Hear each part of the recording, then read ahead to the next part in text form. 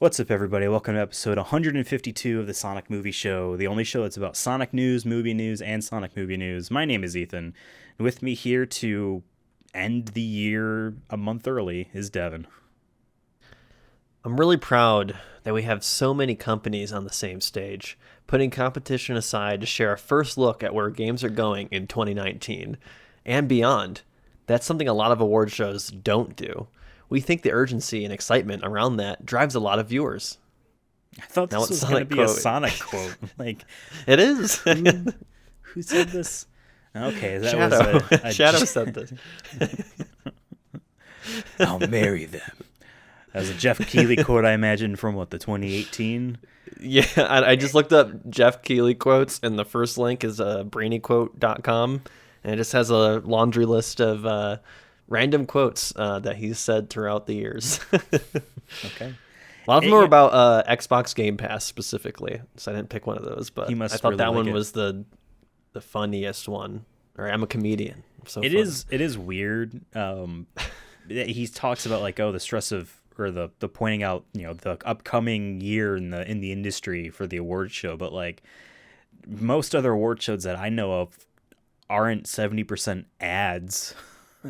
Even if it's a world premiere, it's still an ad. You know what I mean? Like as Yeah. opposed to a award show. I don't think like other award shows. I mean, I think I'm trying to think because I've watched at least one of like every like award show, Academy Awards, forgot what the Oscars, all those, right? Yeah. And I don't ever. Academy. I think there was only one that I watched where there was like a movie trailer or something like Yeah, that. MTV's not gonna here's a sneak peek on Snoop Dogg's next album. You know what I mean? By Yeah. Gushers. Yeah. No. Like maybe the Kids' Choice Awards probably had lots of branded things. Might even rival the Jeff Keighley Doritos Mountain Dew type of stuff. Or the Schick Hydro Yeah. Bot. Remember that? Fucking man dressed Yeah. as a razor walking through the aisle. Everyone was making fun of that. Bring them back though for the But nostalgia. even putting aside actual commercials and stuff, or Facebook Gaming, Facebook Live, Meta. Facebook Cares, there's seeing a trailer for the Dead Space remake, whether it's a new trailer or not a new trailer, is still a commercial. It's trying to convince you to buy something in the future. Now, that being said, I like the Game Awards and I like everything here.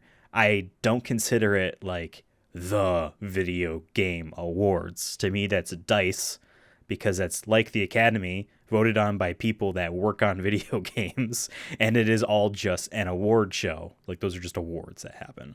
And, crucially, those happen after the year's over, not during the year, where certain games are just cut off, like the Game Awards. But this is fun entertainment. That's what I look at. This is literally putting on a show. He hands out a couple expensive Weta Workshop sculpted statues of a pixelated polygonal woman with wings. I was going to ask, do you know where that comes from? Is it just they looked at like the Oscars or whatever and were like, we need to do that? They but make it contracted video games? Weta to design Okay. the statues. I just didn't know if there was some sort of like backstory to it. Oh, I'm sure they're like, okay, the Golden Globes is always a winged person, holding that wireframe globe thing. This is They should just use the Stanley Cup. I really take. But Here's a dumb question. Yeah. There's a new Stanley Cup each year, like a physical No. thing. Damn, they don't get to keep that. No, like right. So the Stanley, I think Lombardi Trophy, NFL, they keep that. Each team keeps that, And they have the make a new rings one. too. Yeah, but in the NHL, they get the cup and they write all the players' names on the.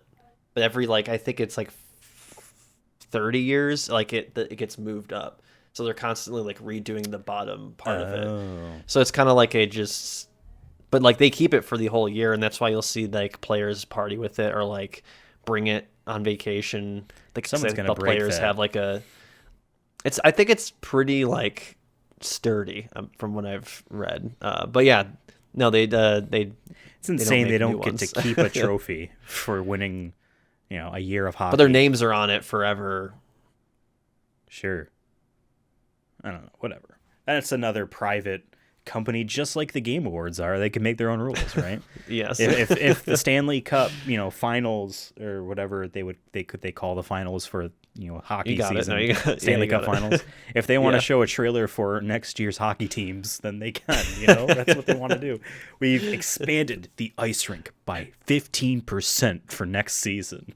World industry first here. World Yeah. premiere. There's an extra line. Next year we're playing on the moon. We've introduced a 3-point line into hockey now. Hit it from half court and you win. Or half rink. Yeah. Any case, we're going to talk about the Jeff Keighley Game Awards, otherwise known as the Keigleys, otherwise known as the Game Awards. Those first two names are fake, but the Keigleys is fun to say. You get the Oscars, you got the Tonys, you got the Keigleys, right? EGOTS. When he inevitably retires or whatever, right? Because it's not saying it's happening anytime soon, but like 20 years down the line, I think they should definitely call it the Keigleys. Yeah. I think it'd just be a cool It'll be run by assuming Hideo Kojima's assuming child. assuming Microsoft doesn't buy the Game Awards. Well, who knows? couple years. Microsoft might not be able to buy Activision. The FTC is actually doing That'll some be sort of interesting. lawsuit. If Potentially. anything comes of that, that's fully fleshed out, I'm sure we'll do an episode on it at some point. But Yeah, for sure. But yeah, Okay, Microsoft. No, it's gonna be Amazon. What are we kidding? It's gonna be the Amazon. It's going to be the Amazon. It's gonna be live on Twitch only, exclusively. Yeah. Blah blah blah blah. Or You're gonna Twitch, get whatever they call constant Twitch in commercials 20 for Lord of years. the Rings, Rings of Power, and other Amazon Prime Season shows. 8, yeah, season 8 in 2050, yeah. Yeah. They're not even going to allow Hideo Kojima on stage until they make a game. He makes a game for their streaming service. Oh no, they'll allow him on stage, but he'll be an NFT. Yeah, he's one of a kind, that Hideo Kojima. One of a kind. All right, well, we have the list of nominees for 2022's Game of the Game Awards, Jeff Keighley's Game Awards. We're going to go through them all. So most of them will have opinions of, some we might not at all. We have our predictions, perhaps even the ones we personally would like to win, but we know probably won't win. Let's talk about predictions of what we might actually see there, and part of the 15%. Can we? I think last year we did a dream, wish list, I guess, of what is revealed at the awards. I think we should do that again. Of just this won't happen, but I will be very happy if it does. Oh, I have mine right there. Right Sonic over Adventure my 2 is shoulder. back. Yep. Not a remake. It's just coming back. We don't. Yep. Just big re-release. It's on Steam, but it's not on a console. Epic Game Store. Yeah. Besides PlayStation 3, let's talk about the awards. So, I have our list over here. Pressing the wrong thing. We can start at the bottom here with all the esports stuff, or we can skip them. But let's at least look through Yeah, we them. don't know. Go Overwatch League, I guess. Best esports event. The only one here, because there's EVO, there's League of Legends, World Championship, PGL Major at Antwerp, the 2022 Mid-Season Invitational. I don't know what that's even for, and Valorant Champions. Valorant better not win. I watch EVO every year. So, but I also know League of Legends is bigger than pretty much any other game on the planet. So it's probably going to be that. As long as Valorant doesn't win, because that game is actually bad. You don't like Valorant? Okay, I've never I do played not it. like Valorant. No, it's awful. It's because I'm not. Oh. I can't play it. That was the first game in my life. I don't know about you, but my dad was came to a point where he just couldn't play video games anymore. Where he's like, oh, the 3D camera, I just don't get it. Right, just fundamentally doesn't get it. Doesn't know how to play it. For me, Valorant kicked my ass so much that I couldn't even play with my friends anymore because we were at the lowest skill rank and I was still getting my ass handed to me to the point where I'm like, this isn't for me. So yeah, fuck Valorant. It's just Counter-Strike with anime people, though. That's all I know. But it's about not. It's not. It's I don't know. I was just awful at it. I'm like, I'm not having fun anymore, or ever. I will just say, because I actually watch EVO. Here they're showing all different trophies. EVO, they're not showing trophies because besides a little glass trophy, everyone that wins gets a golden fight stick from Okay. Victrex, which makes excellent fight sticks. So they actually I will get a playable say, trophy. just based off the trophies here, I think the League of Legends one looks the coolest. Like that looks like it's been around a long time. I guess it's going to the Stanley Cup thing where I'm like, oh, I'm winning the golden chalice for winning League of Legends. Like, it's been around for so long. And then the what's that one? The mid-season invitational just looks like a FIFA World Cup. Oh, I think the invitational is Dota 2. So if it's mid-season invitational, it might be that. I will say I actually kind of like the Valorant one. We also got to remember Valorant and League of Legends are both by Riot, so 2 out of the 5 of these are by them. So it's good for them in that sense. I think League of Legends will win. Personally, I think the Super Bowl is going to win. Okay. Let's go on to the next one here. This is Best Esports Coach. I don't know who any of these people are, but I didn't even know they had coaches. So there's Andrew Matthews, Tarascani, Eric Dunebro, Sandgreen, Robban, Dahlstrom, Go Score, Dongbin. I will say Mathis is actually holding that Valorant trophy in his picture, so he's clearly a winner. That's them showing biases. Yeah, they're like, if I don't know, I just see the guy holding the trophy. I feel like that's. But Mr. Go Bin, he's actually got like a regular photo shoot headshot there as his photo, and not. I mean, the first guy that might be their LinkedIn photo. Yeah, perhaps. I have no idea who will win this. Yeah, I'm gonna go with the guy holding the trophy. We probably could blaze through these next couple ones here. Best esports team: Dark Zero Esports, FaZe Clan, Genji, LA Thieves, and Loud. I've heard of LA Thieves. I've heard of FaZe Clan. Yeah, I think FaZe. I mean, they have a trophy in that picture. Oh, they have different games for these. So it's Yeah. Apex Legends for Dark Zero, FaZe Clan is CS:GO, Genji's League, LA Thieves is for Call of Duty, and Loud is for Valorant. I'm gonna throw this right now. I think Call of Duty esports is probably very low on terms of esports watchers' radar. So I'm just gonna assume they're not gonna win just because of that. Yeah, it's hard to know because like I'm assuming people who vote on this cover esports, daily and like know the ins and outs of everything. So they actually make a point to say it's not the full organization. So it's not FaZe Clan overall. It's FaZe Clan's CS:GO team. Yeah, interesting. I don't know who will win this. Maybe it's Genji because I want Overwatch to win. All right, next one. Best esports athlete. I've never heard of any of these people. Yeah. But good for them. Good for them. Next one. Best esports game. Now this is actually somewhat, tied to us. We have Counter-Strike, Dota 2, League of Legends, Rocket League, and Valorant. Did Valorant come out this year? That's my first question. No. Okay. Because I think like then that would give it the old bias. at this point. Really? Yeah. Oh, never mind. I think it was late 2019, early 2020. Oh, damn. I thought it was like new. It's 20. I think it might be 2020. I just don't remember when, but it's crazy to still see the CS:GO, the same freaking image here. The Polyzi picture. Yeah, that's been there since 2015 or whatever it came out. Oh my god. It came out in 2012. It's a decade old. I have that on PS3. What one will win? I'm going to probably League. I think the League kids there's just too many of them. I think Rocket League could be underdog just because not underdog but like a dark horse because I feel like I've never heard anyone complaining about Rocket League. Everyone complains about Valve and Counter-Strike. I could just complain about Valorant, and I know a lot of people who have similar opinions as mine. It would have been funny if Overwatch was on here, because then I would have been like, hell no.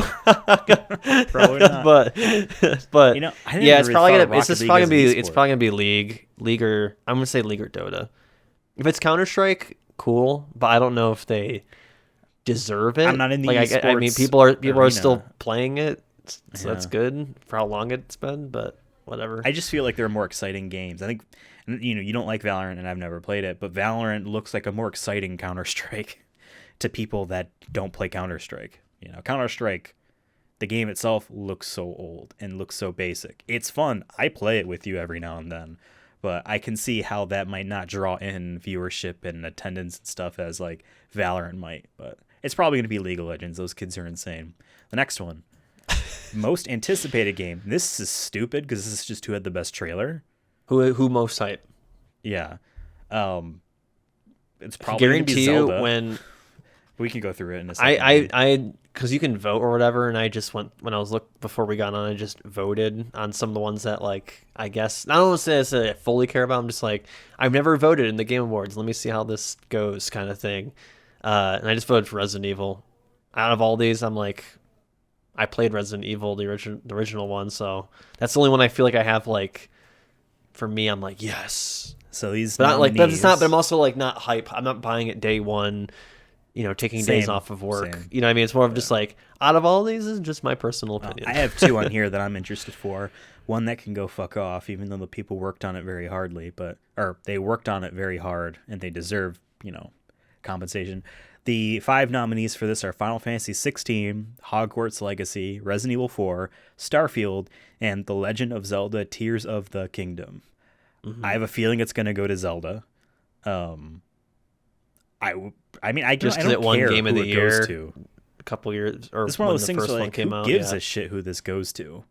Like, do they get a check or something? You know what I mean? Like, do they get like an extra $10,000? you just paid off one of your trailers this way. You know what I mean? You paid for the employees get a bonus or something. You get to delay your game and take longer to make it because people want it more. You don't have to crunch for a month. Or That's it's great. the worst.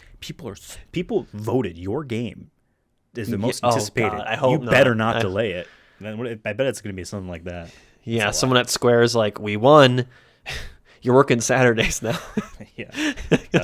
I guess I don't care who wins this because it's not indicative of the quality of the game. It's either just by name or just by trailer. For me, it's like I will say I highly doubt Hogwarts will win, and then it's probably going to be Zelda. The other 3, I could see it being that. I could easily see it not be. So I'm just like when the next Elder Scrolls game comes out and they have this award, it's going to be easy money because it's just Elder Scrolls. You know what I mean? It doesn't matter if the game will be shit or what they show in a trailer. The trailer, I mean, that one trailer they showed a couple of years ago was just nothing. Right. It was just saying people lost their minds anyway. Making it sometime in the future. So, yeah. See you in 10 years. Honestly, I just want Starfield to come out so that we can move on to Elder Scrolls 6. Even if it's only going to be on a console I don't own, I still want it to come out. So, I'm voting Final Fantasy 16, sure. That's who's going to win most anticipated game. All right. This Best category is the adaptation. most important category to Absolutely. this show, right? This is the one we have full stock in. There's only one nominee for this one. It just says Sonic the Hedgehog 2 by Sega Sammy Group / Paramount Pictures. So that's apparently going to win. No, there are 5 nominees here. There's Arcane League of Legends, the Netflix TV show. Cyberpunk Edge Runners, the Netflix anime movie by Studio Trigger, who are a famous anime studio. The Cuphead show, which I didn't realize came out, also on Netflix. Sonic the Hedgehog 2. And Uncharted, which we watched. So I'm familiar with 2 of these. And we reviewed it. Yeah, episode blah, blah, blah. Is where you can... I mean, we have to vote for Sonic, obviously. Like that's really why I voted, was to make sure our guys win. You know what I mean? The Sonic team wins. Absolutely. But now I'm looking at this list. I think it's between Sonic and Cyberpunk Edge Runner. I heard a lot of good things about Edge Runners that I think it could have a shot at beating it. But I think a lot of people just will know Sonic. But I don't know how much of the vote is from the audience. You know what I mean? Oh, we can look that up. I think it's a 90-10 or 85-15. Okay, so critics and it's more of like a tiebreaker than anything. Yeah. So here's the thing, and I think mainly because of that, I have not watched it. Arcane was like an event. People that don't play League, people that don't know anything about these characters, watched that show and loved it, and apparently it's just really good. So I actually see it between Arcane and Cyberpunk Edge Runners. Cyberpunk Edge Runners because of how recent it is and because it's made by a critically acclaimed anime studio whose work I don't really care for all that much, but their style is neat. Cuphead's not going to win, and neither will Uncharted. So, like, I would obviously want Sonic the Hedgehog 2 to win, and it deserves. They basically made this category They announced this category back, earlier in the year, probably for this movie. Like, Yeah. let's be Yeah. real. They announced it for this movie, but then Netflix came out with a really good Arcane or League of Legends show and a cyberpunk anime film movie. So I honestly think it's going to be between those two. But I mean, come on, look at this mustache. It's Jim Carrey's last movie. Give him a Game Award. Give him a Game Award. That's why he kept acting, was for this moment. Yeah. He's like, I'm not retiring until I get a best adaptation at the Game Awards. Yeah. Okay. Sonic the Hedgehog is going to win, or we'll cancel the show. Next one. Yeah. Best debut indie. We have Neon White, which I've seen a lot of and it looked pretty cool. Norco, which I've never heard of.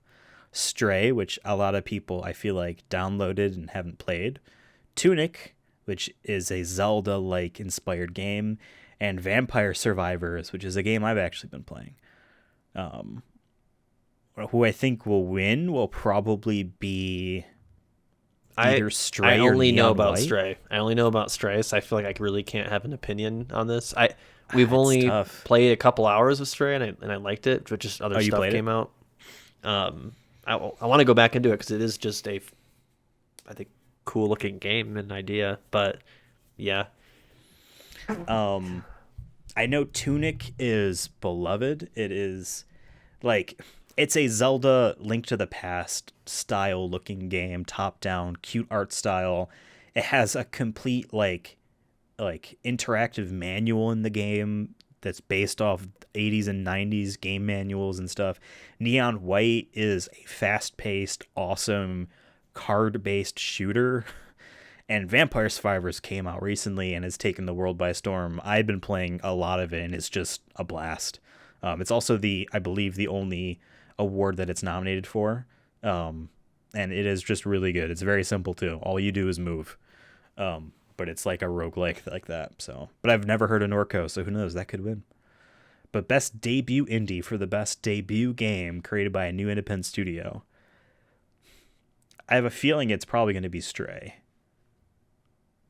But and whoever wins this gets to be bought by Sony. Absolutely.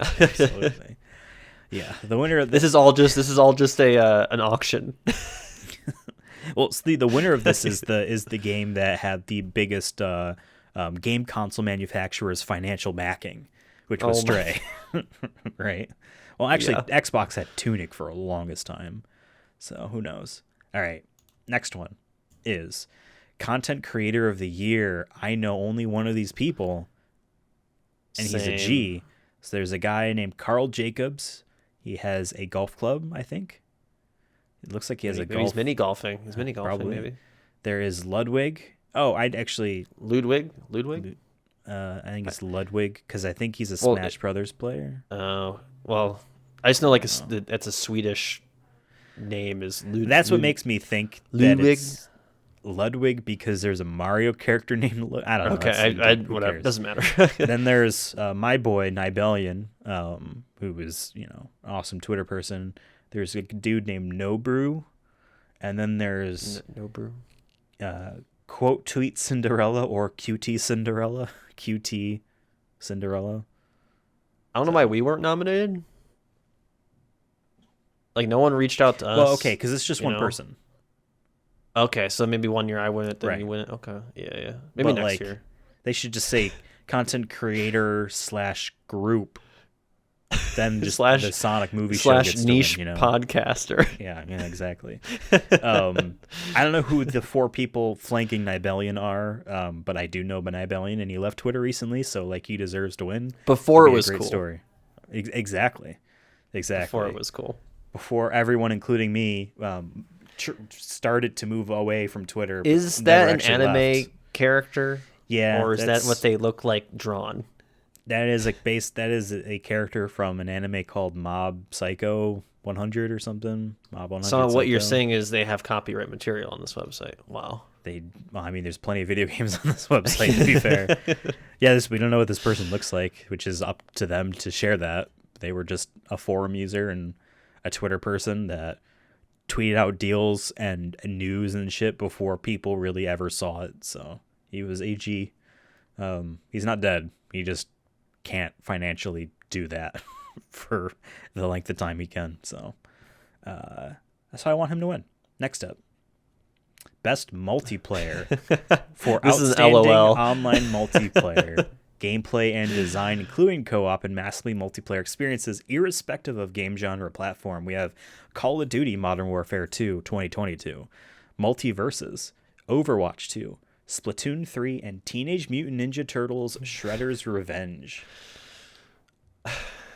I'm laughing just because Overwatch 2 is on here. Just because like we've played a lot of it and we are having fun with it, but there's a lot of other shit in it that just makes me mad. And it's also one of the most toxic gaming experiences in the last couple years for me. That's just why I just laughed that it's on here. So I almost want to vote for it just Now, for that. we do have to remember, Overwatch won Game of the Year in 2016. It beat Uncharted 4. That is right. So That is right.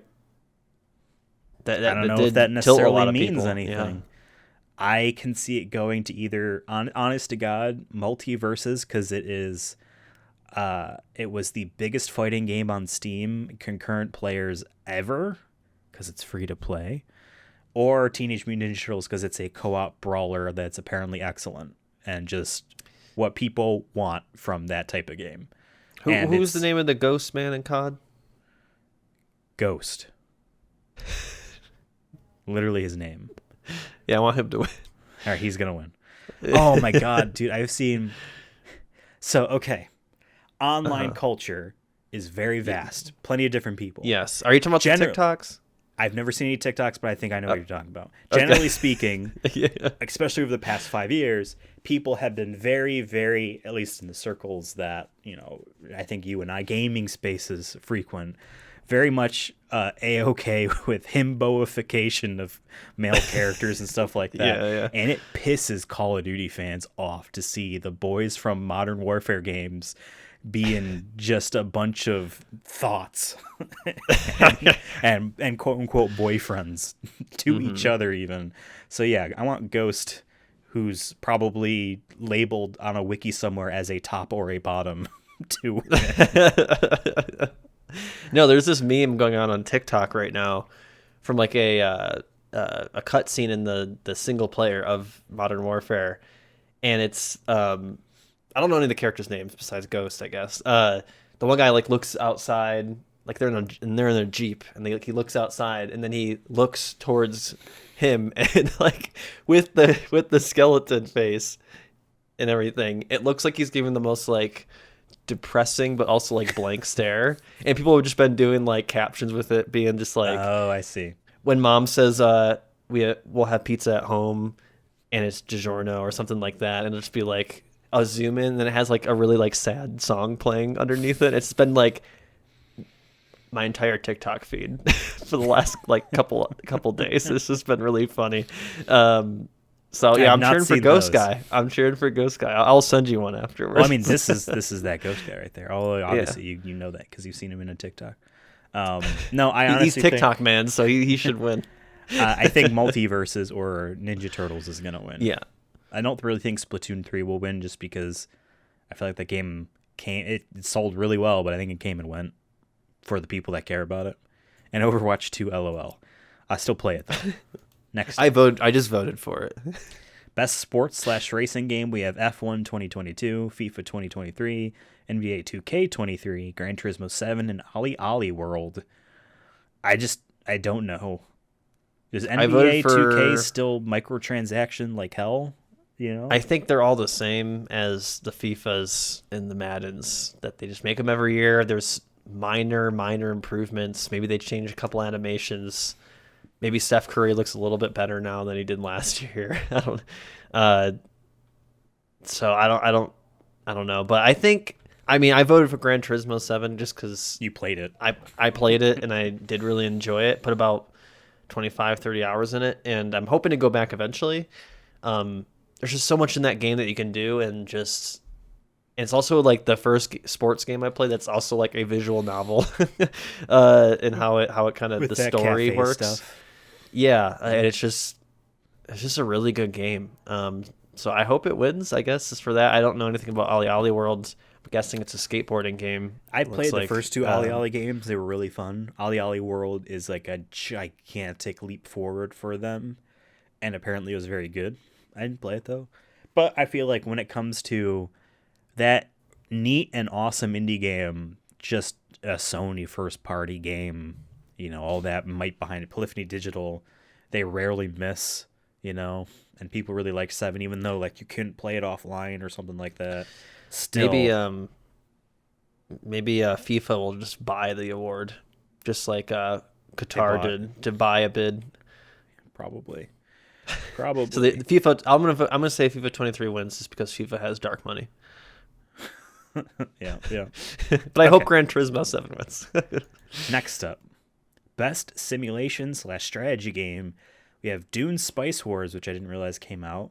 Mario plus Rabbids Sparks of Hope, Total War Warhammer 3, 2 Point Campus, and Victoria 3, which I don't think I've ever heard of. I'm just going to throw this out there right now. 2 Point Campus is published by Sega, but I'm sick and tired of its art style, and I'm sick and tired of seeing commercials for it online all the time. That one guy is grinning. that one He guy didn't in the expect to pictures. graduate. Yeah, he's like, I'm happy. I don't know. Honestly, I only have heard of Total War Warhammer 2 and Victoria 3. Victoria 3 is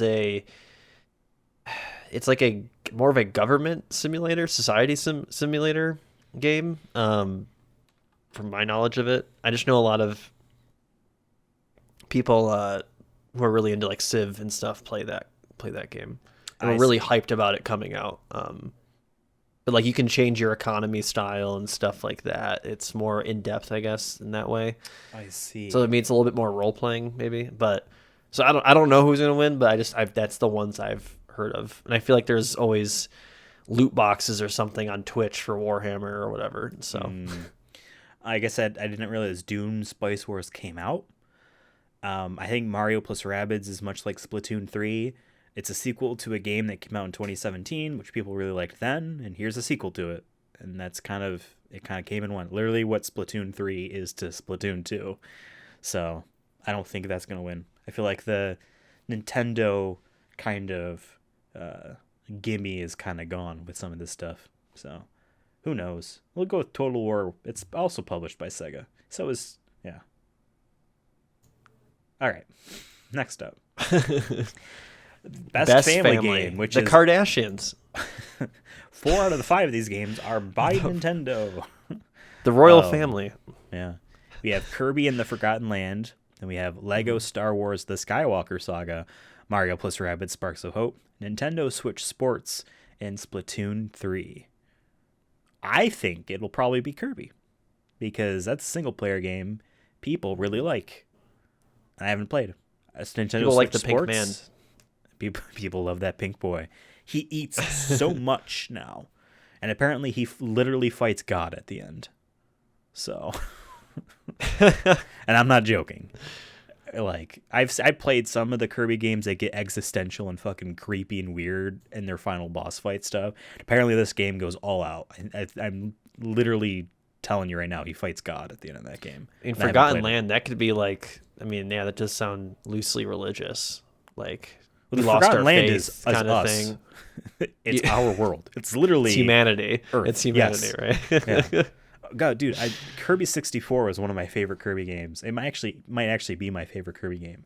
One of the final planets you can go to is this ice like destroyed world, and the silhouette for it on the level select screen before you go to that world's levels, it's a frozen over Earth. It's literally you could see North like Day America After Tomorrow and South America. Yeah, so like Kirby. Wow. Kirby's like Kirby fights climate change, fights God. Okay, didn't know that. Didn't know he had those kind of enemies. Well, when all you do is eat and steal the identities of other people, Yeah, I don't know. So sure, Kirby. You watch Annihilation. Kirby is that alien. Okay, that's what he is. I would think it's going to be Kirby, but I can also see Nintendo Switch Sports winning just because it's like nostalgic for people around our age, or anyone really that bought a Wii. All 100 million of them. Next up, best fighting. It says best fighting for the best game designed primarily around head-to-head combat. Now, it doesn't say best fighting game, but you would assume it would be a fighting game. Our 5 nominees are DNF Duel, JoJo's Bizarre Adventure All-Star Battle R, The King of Fighters 15, Multiversus, and Sifu. Sifu is a single-player game with no multiplayer. It is not a fighting game, but it is martial arts and apparently very fun. It's not a fighting game. JoJo's Bizarre Adventure All-Star Battle is a PS3 game, and this is just a port of it. I'm going to vote for it, just for our friend Troldemort that we know. Here we go. Sure. DNF Duel. You know he likes JoJo, so. DNF Duel is apparently a fun fighting game, but it's also like dead already. It doesn't have any players. Well, maybe DNF Multiversus starts for do not finish fight. because you're. Oh. Or, I was gonna say do not finish because no one actually finished playing the game. People quit mid-match. Yeah, like, you know what? I can't finish this. I don't want to roll credits. Multiversus might win because it's free to play and a lot of people played it. But King of Fighters 15 is, out of all of these, the most AAA fighting game. And I played it. I enjoyed it quite a bit. But I don't know. I have nothing against Sifu, but I find it weird that it's in this list. I also never played it and I want to. But yeah. JoJo it is. Moving on. Best role-playing. For the best game designed with rich player character customization and progress, including massively multiplayer experiences, we have Elden Ring, Live Alive, Pokemon Legends Arceus, Triangle Strategy, and Xenoblade Chronicles 3. I find it super interesting that 4 out of the 5 of these games are Nintendo Switch exclusives. Triangle Strategy, I think, is also on Steam. Triangle Strategy, I think, is on Steam. Live Alive or Live Alive? It's Live Alive. Live Alive is a remake of a Super Nintendo game that features music from the greatest composer of video game history, Yoko Shimomura of Kingdom Hearts fame. They have the cowboy from Overwatch. Yeah, I've never played it. It is why we have got games like Earthbound and what's that game? Undertale. It's like it's in that type of vein, even though it is an actual strategy game. But it's just like it's a bunch of different random stories. You could play as a caveman boy, a cowboy man, a dude from the future, and it's just different points in time. It's interesting. Pokemon ran terribly, although the new Pokemon game runs even worse. So this game is looked on more favorably now. It's just going to be Elden Ring. I'm just gonna say, for role playing like Pokemon, is it really role playing that much? You're just collecting dudes and battling them. We've done that for the 9. We've done that since before we were born, really, with Pokemon. So like for me, I don't know. The other ones I don't know anything about. Well, I guess Elden Ring. I've seen enough people play it. Triangle Strategy is a strat game. Yeah, I think I don't remember what list that they go through in the award show itself. I don't know if like how we're doing it is what the way they're gonna do it, but I feel like these kind of because I went through earlier. There's a lot of God of Wars and a lot of Elden Rings spread throughout on different awards, and then of course they're both up for Game of the Year and are heavy favorites. I think both. I still think it's a toss up between those two, but I feel like we'll know which one is based off how many that one is winning in other awards. Because last year, I think even last year we said, well, if Last of Us doesn't get these awards, it'll win Game of the Year. And I think last year it wound up winning a whole bunch and then winning Game of the Year. So I kind of maybe switched since last year, where I feel like if it wins a lot and it's in other respected categories, it might win, has a better shot of winning Game of the Year. But we'll see. We'll have our conversation about that when we get to it. It's definitely going to be Elden Ring for this one here, just because I feel like more people played it than any of these other games. Triangle Strategy and Live Alive, I'm sure they sold decent, but not crazy. Pokemon obviously is the only thing close to competing with Elden Ring in sales, but not really all that close. And people liked Xenoblade, but that's another sequel to a Switch game that came out in 2017 in 2022. It's wild that Nintendo has this many games like that. Yeah. I will say this, all I know about it between this game and the second game was a very embarrassing with female character designs. This one, they seem to have learned a lesson. So that's progress, I guess, if that matters to you. But it's going to be Elden Ring. Next up, best action slash adventure. For the best action adventure game, combining combat with traversal and puzzle solving, we have A Plague Tale Requiem, God of War Ragnarok, Horizon Forbidden West, Stray, and Tunic. I feel like, even though I haven't played it, the game that combines all of these probably the most in ways that are the most enjoyed by people is going to be Stray. I feel like it fits the action part especially well. You know, he has so many different attacks. He can throw his whiskers. Oh my god. He's a cat. He can you meow. know? Yeah, he can No, meow. I think it's going to be God of War, obviously. I think it's very obvious. I find it kind of funny that Horizon Forbidden West, in so many people's eyes, is just always second place on these lists. It's a just like it was in solid 2017. franchise, right? It's just a solid franchise. You know what you're getting out of it. You'll have fun. You might not be blown away necessarily, but you'll have fun, right? People really liked A Plague Tale. I know there was I've heard that too. people I know the first complaining- one, and then this is Yeah. the second one, right? People complain that on console this game is only 30 FPS, even though it's like a PS5, Xbox Series X game, and it doesn't have a 60 FPS option. Whether it's games like God of War and for Horizon are PS4 games as well as PS5 games, therefore it's extremely easy for them to do a 60 FPS mode. They can all but guarantee that they could just run it at PS4 quality at high frame rate. I feel like, unfortunately, Stray and Tunic are just getting beaten the fuck up by these three gigantic, beautiful AAA games. It's going to be God of War. Action For adventure, me, that's it's my God of War. that's my expectation. Especially like this description where it says, combining combat with traversal and puzzle solving. That honestly would be how I would describe God of War to people who've not played the game or know anything about it. Be like, it has combat, storytelling, and puzzle solving. Yeah. Yeah, I feel like always the epitome of what an action adventure game is whatever Zelda is. Generally speaking, that's like the action adventure game. And God of War 2018, because I played about half of that, was definitely a Zelda game. Not like Breath of the Wild Zelda, but a Zelda game.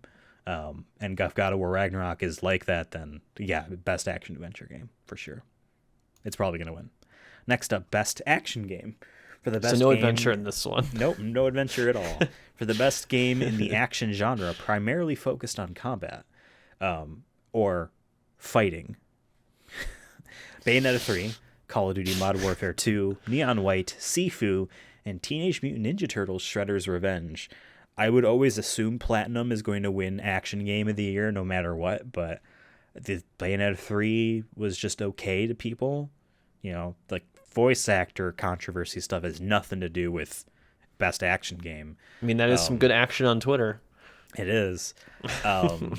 I know that the game suffers a lot in performance and it's a Switch exclusive, so maybe that hurts the action appeal to a lot of people. Sifu could win it, and so can Neon White. I don't really know anyone that's going to say Call of Duty is going to win action. We know our man Ghost's gonna just your man, eat in Ghost. these awards. I've never seen these TikToks, so. But, I doubt it'll be Ninja Turtles. You know what? I didn't vote in this one, and now I'm voting for Call of Duty Modern Warfare 2. All right, Call of Duty Modern Warfare 2 is going to win. Best VR AR game. We have After the Fall, Among Us VR, Bone Lab, Moss Book 2, and Red Matter 2. I own Moss Book 1. I did not know there was a sequel. And I've never heard of the other ones. Besides, I know Among Us Bone is a Lab game. sounds like a weird, just like a weird, goofy porno. Welcome to the Bone Lab. Yeah. You're invited to the Bone Lab. Among Us VR looks just visually in this screenshot that they're using looks bad. I'm sure I voted that's for it part though, of the for the point. meme. I think it might win because of the meme. Probably. I'm not gonna lie though. When I saw I hope After the Fall- everyone's on the same page and knows what they have to do, which is vote for Among Us. So Sure. For a split second when we first saw these images, I thought After the Fall was Monster Hunter World Iceborne. It looks very similar to the Key art for Iceborne. Yeah, yeah. All right. But now that I'm looking, I think Among Us is gonna win. But I kind of now hope it's Bone Lab, just because I want them to say. I want Jeff Keighley to say Bone Lab. I've never heard of Stress Level Zero. That's the company that made it. But and the winner is Bone Lab. Well, remember, it's never him announcing the winners. Someone's going to be saying Bone Lab on December 8th. Next up, innovation and accessibility, recognizing software and or hardware that is pushing the medium forward by adding features, technology, and content to help games be played and enjoyed by an even wider audience. We have As Dusk Falls, God of War Ragnarok, Return to Monkey Island, The Last of Us Part 1, and The Quarry. What I know, God of War and Last of Us are just using Sony's very large accessibility suite. I don't know the specifics. Besides that, you can tell Atreus to not tell you the secret solution to puzzles 5 seconds after walking into a room with a puzzle. And that's in the accessibilities option for those that care. I know The Quarry lets you set up character behaviors and just watch the entire game. So I guess that's kind of, I assume that's part of why. Because we played The Quarry, and there is this mode just called movie mode, and I thought that was like a cool way of just being like, some people just want to watch almost like a let's play without the commentating. You know, that's kind of what I see it as. I don't know what Monkey Island or As Duskfall does. But that, to me, I think is the only accessibility features I really know of in The Quarry. Like, that I think is revolutionary or different than other games. Like, there is no movie mode in a Last of Us, which could be, I think, a cool idea. I guess you have the TV show. Well, that's the thing. You have the TV show. That's your movie. Don't worry. You got the TV show coming. You can wait. Yeah. That's the only reason why this game has a remake. I could see it being one of the Sony games here, just because like there's a million different options and stuff, and they do a good job, and I think they should be rewarded for that. But unless the other two games that I don't know, Return to Monkey Island and As Dusk Falls, unless they're doing something that is just new and I don't know, like Return to Monkey Island is a point and click adventure game. I remember hearing it can do something neat and cool that makes me think accessibility. I don't remember what that was. So, but it's cool that it's nominated. Although I have a feeling there aren't that many games that could really fit like a worthwhile thing. That's why I think Sifu was on fighting, because how many fighting games came out? How many games that have actual innovation and accessability? You know, I would even argue the term. It's innovation. Like, it's got to be new. I would argue Last of Us Part 1, from which I know is just doing Last of Us Part 2 stuff, is not innovating. God of War very much could be, because the previous game didn't have that. But Last of Us Part 1, from my knowledge, is just all those Last of Us Part 2 stuff. So is that innovation? No, but it's still a lot of stuff, and it's worth recognized, at least at this point. If a bunch of games have Last of Us Part 2 or Part 1's quality of accessibilities, then I don't see that just being a gimme for a nomination. But who knows? Ellie. Sorry, I did get an Ellie out of me there. Best community support, sponsored by Discord. Recognizing a game for outstanding dark money again. Support, there's so much dark money in these transparency and responsiveness, inclusive of social media activity and game updates / patches. We have Apex Legends, Destiny 2, Final Fantasy 14, Fortnite, and No Man's Sky. I was just quick to point out here, the first 4 of these games are multiplayer. No Man's Sky is kind of multiplayer, but there's nothing to buy in it. I think you just buy the game and that's it, right? So that's crazy that it's on here. But I feel like they've won before. Transparency and responsiveness, inclusive of social media activity and game updates and patches. Final Fantasy 14 has won at least once, if not 3 times, for this award. So who knows? It might not be them. I think it's going to be Destiny, too. A lot of people like Destiny. I feel like people who really grind in that game like it. I just don't know about their social. I don't follow any of these people on social media, I don't think. Are these Yeah. accounts? Maybe Apex Legends I do. Yeah, maybe I unfollowed a while back. So they Hmm. make a point to say social media activity, so communications. Yeah. Yeah, I don't know. I could see. I'm just gonna say Destiny 2, whatever. I have a feeling it's definitely not going to be Fortnite. I feel like games, media, and the general like game enthusiasts don't really care that much about Fortnite anymore, you know? But I could be wrong. It's the Well, Minecraft of its era, but it's kind of just it it's just was a there. Yeah. trendsetter, but it's now just a staple, and it's just you're not going to win anything for existing anymore. Yeah. Okay. Next up, best mobile game: Apex Legends Mobile, Diablo Immortal, LOL, Genshin Impact, Marvel Snap, and Tower of Fantasy. Wow, look at that butt. I didn't realize Apex Legends Mobile came out. I know that Same. people hate Diablo Immortal. I hope that one Um, wins though, just for I the see joke. I see article headlines that are like, "Man spends $500,000, does not get anything good in Diablo Immortal." It makes me think people really don't like that game. Genshin Impact, the fact that it runs on mobile is kind of crazy, but I keep seeing people play that Marvel Snap. All I ever see people talk about online right now is Marvel fucking Snap, made by the creators of Hearthstone, and it looks to solve all the problems people had about Hearthstone. I have no idea what Tower Fantasy is. She's winking Best too. game Look at you. playable on a mobile device. So it makes me think that like what game runs the best in a way, that definition. You know what I mean? Like what's the most playable? Probably Genshin, or Apex. Right. Like if Those Apex are works how I somewhat close to what the PC or console version does, I feel like that'd be a pretty good feat, right? and Genshin's an open fucking world. Yeah. Either one of those two are impressive. Marvel Snap is not as impressive. Again, no idea what Tower Fantasy is. And Diablo Immortal, I imagine Diablo 3, but probably a little worse looking. I think they could have put in Godzilla Battle Line over Diablo. Because I only heard positive things, all right, from my Godzilla Battle Line game, which gets Is this a updates list every of games 2 that months. came out this year? I don't know. I don't know if Genshin Impact came out on mobile this year. No, I thought it was like 2020. Yeah, I so don't then know. this might be like an ongoing game type award. Whatever. To be fair, Godzilla Battle Line came out in 2020. That's what I made me think of this. Like, Yeah, but whatever. also probably a lower tier game for those people that care about mobile games. No offense. Best indie game. We have Cult of the Lamb, Neon White, Sifu, Stray, and Tunic. Cult of the Lamb's first appearance so far on today's episode. I have no idea who could win this. Every one of these games has big followers and fans, and also I don't feel like for as many people are like this game is life changing, there are people that say it was all right. Like I haven't. None of these are like insane. None of these are Hades.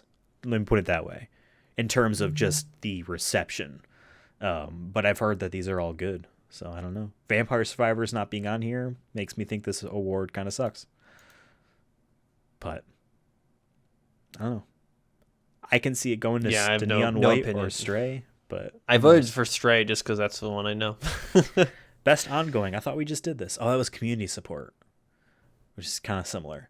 This And is it literally is Is this not almost the same?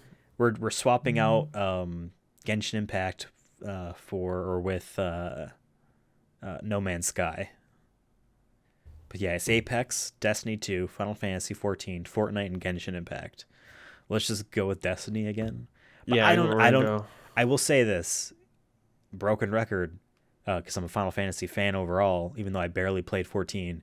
The expansion that just came out is December, about a year ago, but it is technically a part of this year's.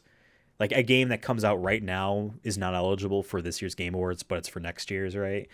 The expansion Endwalker, which is what this key art here is from, apparently was freaking amazing for fans. So that might make this Final Fantasy 14 win, but I mean, I've heard stuff about Destiny 2. I'm like, all Destiny the 2 people also I- had an expansion that people Yeah. really liked too. So Yeah. Fortnite it is. Okay. Games for Impact. For a thought-provoking game with a pro-social meaning or message, we have A Memoir Blue, As Dusk Falls, Citizen Sleeper, Endling, Extinction is Forever, Hindsight, and I Was a Teenage Exocolonist. For a Why half second, why I does this thought it award have said, 6?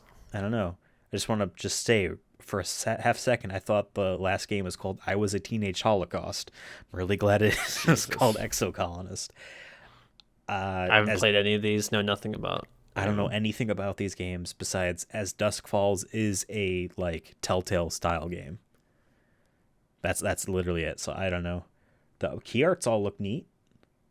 Yeah, they all look different, so that's cool.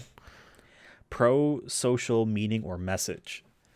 So I guess to me that's like the crux of what you would be voting on.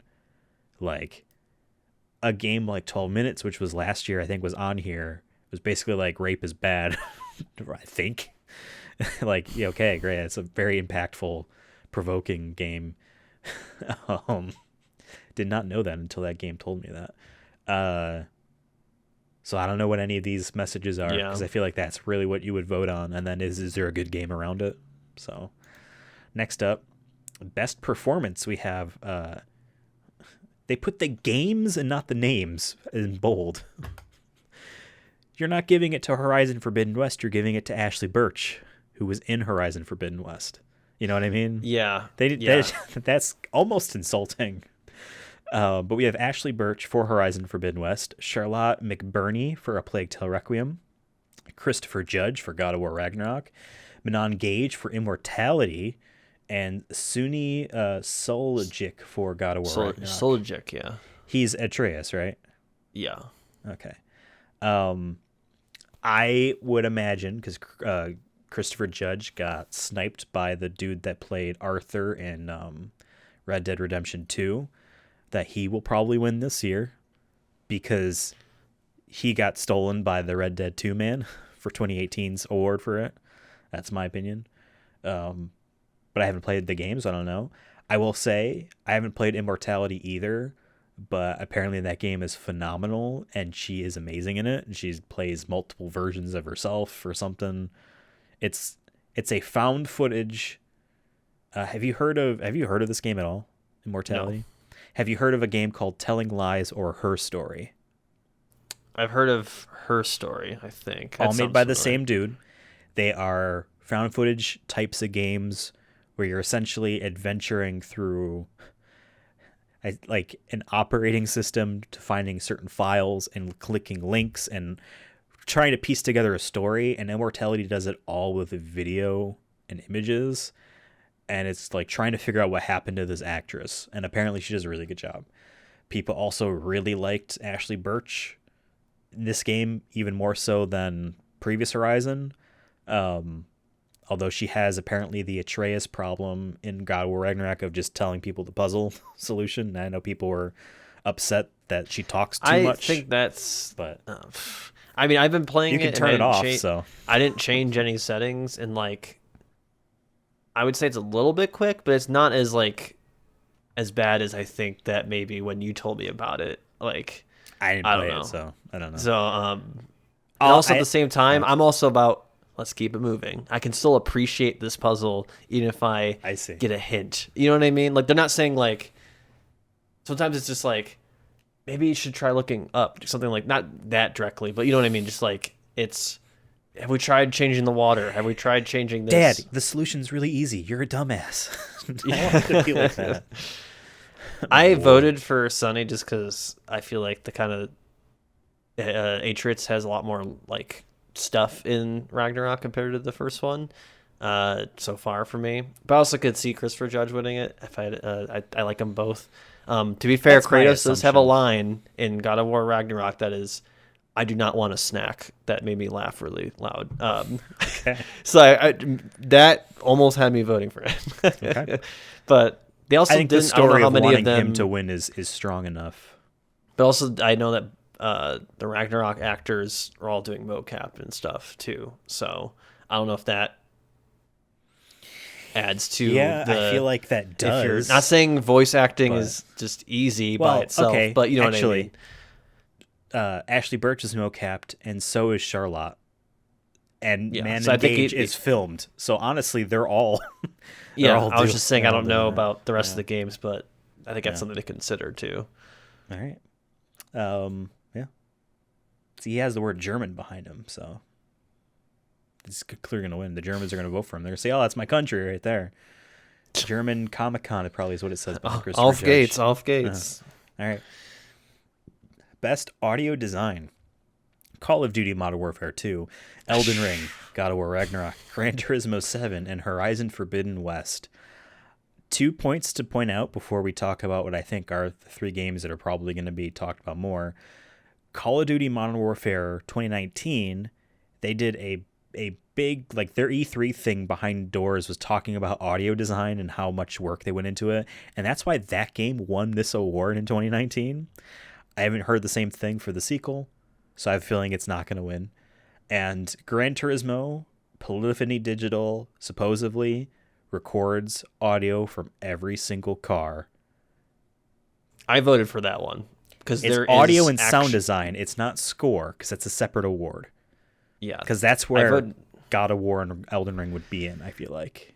I voted for Gran Turismo because like I said, I played about 25, 30 hours of it, and just like playing all the different vehicles. Like they did just such a good job of like what train are you driving on? What wheels do you have? The gear switching. It feels so good to be driving, and then you hit that second or that final gear or whatever to get the extra boost and all that. Like it sounds so good. And I did watch they did do a behind the scenes thing for Gran Turismo, and yeah, like they had all these different types of microphones and stuff attached to these cars, and like having drivers drive them and stuff. It's just so interesting to me. Not saying the other ones are all. I feel like all these I could hear an argument for, but I think Gran Turismo, just for a game that's all about a simulation, has to execute audio design well, right? For it to be a good simulation. Like you can have the great visuals, but if it sounds like you're driving a clown car, it won't matter. Or every car sounds the same, it won't matter. For sure. So yeah, I vote for Gran Turismo on this one. For sure. I would agree with that. But I do know in God of War Ragnarok, there's a lot of cool because like dialogue happens sometimes randomly, and it's does base it off your environment. So if you're in a cave, it does echo. If the characters are having a conversation in a room that you're away from, it does sound like in a separate room, like, and it's muffled a little bit. So I think that is a pretty cool. I think other games have done that before. So I'm not saying it's revolutionary or anything, but it was still pretty good that like I could leave the area where Atreus is having a conversation with another character, and they'll still have the conversation, and I can be upgrading my shit. And I think that's really, really cool. But I say Gran Turismo just because of all the work that I can imagine going into trying to get the best sound quality for the things that you're driving. I can agree with that. But I think our guy goes best score in music for outstanding music inclusive of score, original song, and or licensed soundtrack. We have A Plague 12 Requiem, Elden Ring, God of War Ragnarok, Metal Hellsinger, and Xenoblade Chronicles 3. I've only played one of these games. It was Elden Ring, and I feel like that game has just amazing music, and it accompanies the views and vistas that game, the awe-inspiring moments. I don't necessarily think that it is an automatic win, so I guess it really depends on how much Plague Tale and God of War do. I know Metal Hellsinger actually has metal music in it by people that make metal music. So yeah, there was a couple artists that when I saw the trailer for it, and they're like, yeah, it has these artists. I knew a couple of them myself, but I haven't played it, and I heard that the game was just all right. Yeah, same. I know Xenoblade Chronicles 3's trailers like to show a very boring flute being played. We're not talking Lizzo with the glass flute. We're talking just not the same flute level. Yeah. So, Bear McCreary for God of War, I'll say he did the first one. He also did a lot of movie soundtracks, including Godzilla King of the Monsters. So I'm biased already, where I hope he wins, because he just does a great job of the fact that he pulled from original Toho movie themes and like just made them more modern. I thought was awesome. If the soundtrack was more exciting, I wouldn't have fallen asleep during that movie. So yeah, it's because you stayed up too late playing your video games. But no, he's done like a lot of stuff. He also did Rings of Power, Outlander, a bunch of other stuff. That was all just recent stuff. So I could see him maybe winning just maybe because of the clout he kind of has. But maybe it's Plague I can Tale see for it all we know. between Yeah. Elden Ring and God of War, but honestly, I don't know anything about Plague Tale's audio, so it could have amazing music, and I He wouldn't did know. 10 Cloverfield Lane. Okay. Yeah, a bunch of stuff. Terminator. Next up, we have Best Art Direction for Elden Ring, God of War Ragnarok, Horizon Forbidden West, Scorn, and Stray. I know Scorn has a very unique look, H.R. Geiger, 100%. inspired for sure. Stray has a neat look. And then we have three massively AAA games with just hundreds of artists on them, That and all just, look beautiful. yeah. Yeah. I can be legitimately, it could be any one of those three They easy. picked a good 5, I think, here. Yeah, and the other two, Stray and Scorn, I think I they kind of could hope easily Scorn win wins, too, just but because I think it'd be, since there's so many God of Wars and Elden Ring. I just hope that like they give one to Scorn. Because I feel like out of all, yeah. I feel like out of all of these, like Scorn just really went 100% one direction. They're like, we want H.R. Geiger, sex, gooey, gross, filthy art style, and that's what we're going with. When like some of these other ones have different like regions, right? And so they can be more flexible in that way, and they also have more of an open world style. And Scorn, from my knowledge, is more level based, but it's all like just uniquely gross, filthy, sexual balls everywhere. Sure. Alien shit, right? Alien balls. That's what H.R. Geiger's stuff was. Everything was actually just genitals. But so I kind of hope Scorn wins, just because how do you not like the Geiger stuff? I will just say Elden Ring was beautiful. It was just beautiful. So, but God of War and Horizon are also of that quality of assets and work and stuff. So I don't know. I think it would be neat if Scorn wins. I think Elden Ring is going to win though. Next up, Best Narrative. We have A Plague Tale Requiem, Elden Ring, God of War Ragnarok, Horizon Forbidden West, and Immortality. I will say I feel like Elden Ring probably will not win this because its narrative is less about a character going through a game's story as it is about stuff you hear about and lore that led to the game's events. You know what I mean? Yeah. Versus Plague Tale, God of War, and Horizon, which are, here is your main character, and they're going through a story, and they're going on an epic fucking adventure. And Immortality is literally trying to figure out the story of what happened to this woman. So I don't think Elden Ring would win this. And I haven't played any of the story, so I don't know. I think probably God of War. Or Immortality. I don't know. Those are the ones I see. Yeah, I've only played one of these, about. so it's hard not to be biased.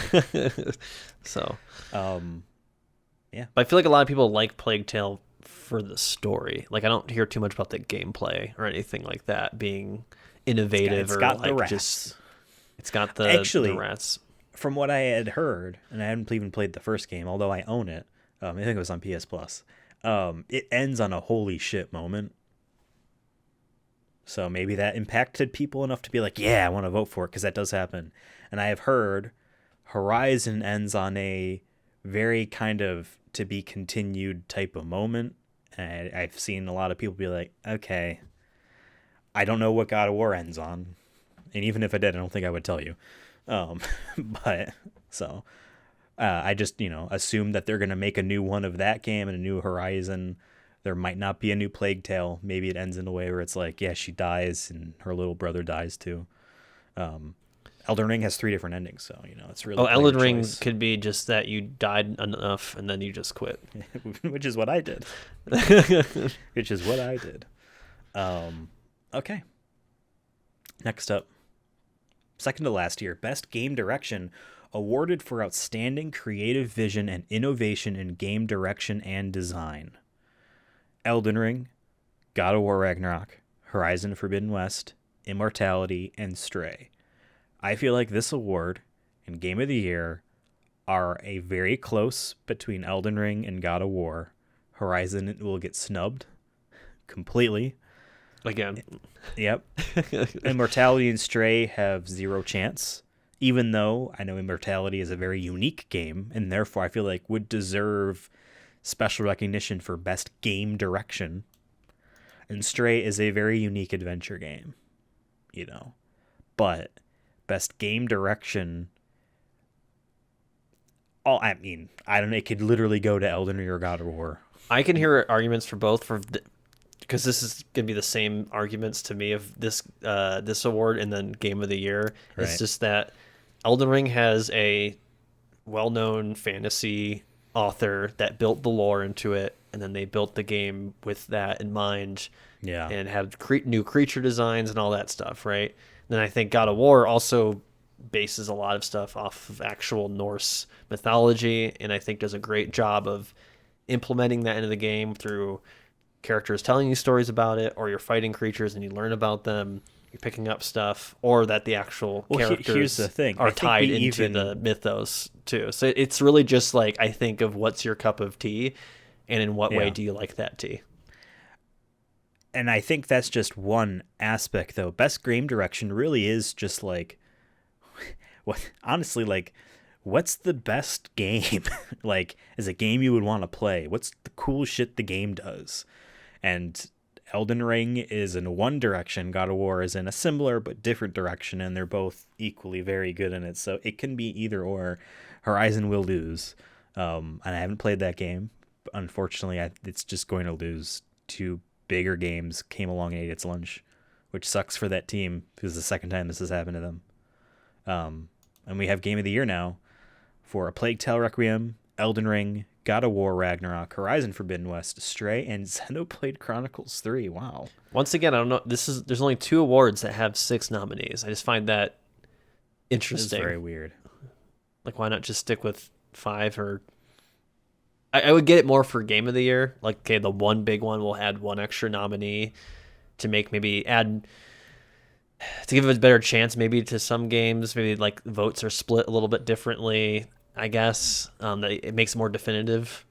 I still think this is between 2. Maybe right. There's a dark horse third in here that maybe we're not thinking of, but I think it'd be a huge long shot. I feel like we would know if there was a third contender. You know what I mean? I feel like Stray would have had to been mind-blowing. There's a lot of big games on this list. I think of 2019, which had a lot of strays. Not in terms of being an indie game, but a lot of that was really good. But another game is going to beat it. But 2019 was all games of that quality, so it was like Sekiro won. That's another From Software game. But people are like, I think Apex was on there maybe. But there was Star Wars. No, Star Wars got snubbed. There was like Control, and there was just a bunch of games. Yeah, Control was in it. Yeah, this was good, but it wasn't like in 2017 when we had Zelda and Horizon and Mario and PlayerUnknown's Battlegrounds and Persona 5. PUBG. PUBG was on there because that was a phenomenon of the Battle Royale, right? And it went to Zelda because obviously it went to Zelda. Like, there's no way in hell PUBG was going to win in 2017, but in 2019 it probably could have, maybe. This is another year where there are 4 gigantic games. There's a Nintendo game for Nintendo fans, and then there is a triple I indie game. 2020 had Hades, which lost to Last of Us in 2020. But yeah, it could be either Elden Ring or God of War. I hope God of War wins, just because I'm once again biased and it's my favorite franchise, and I feel like if they get one more Game of the Year kind of thing, I guess it just makes it cooler to like it. Whatever. I at the end of the day, it doesn't fucking matter. Clearly, they already sold a shit ton of that game. I was shocked. Yeah, by and it doesn't affect sales. Yeah, I don't think. Yeah, too much. They could put a sticker on it, right? Later on when they remaster it. My copy of Devil May Cry 5 on PS5, the enhanced version, says Game Awards Action Game of the Year on it. So yeah, some companies definitely use it on the God of War covers. doesn't need that. Sony doesn't need to put that on there necessarily. They can And maybe neither throw it in does at a fucking commercial. Elden Ring. Yeah. Here's the thing. Plague Tale maybe could use that, right? But maybe Stray would definitely use it. Nintendo would not want to acknowledge it, even though they pay for promotions in here. Here's the thing. I know Jeff Keighley is enough of a man of honor to not be corrupt. However, all he fucking wanted was Elden Ring to be announced in his shows. You think if he was a corrupt individual, which I do not think he is, he would make Elden Ring win. You know what I mean? Let me put it this way. I think last year's Game Awards, no, it had to have been the year before, when people assumed he was going to show Elden Ring and he didn't, and it was the virtual thing.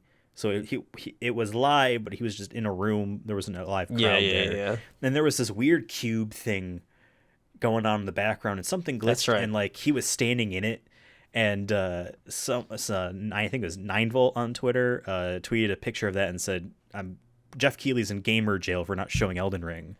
And then the next year at his not E3 thing that he does, Summer Games Fest, when he showed that first trailer for Elden Ring, like the big trailer for it, after he says, yes, I'm not in gamer's jail anymore.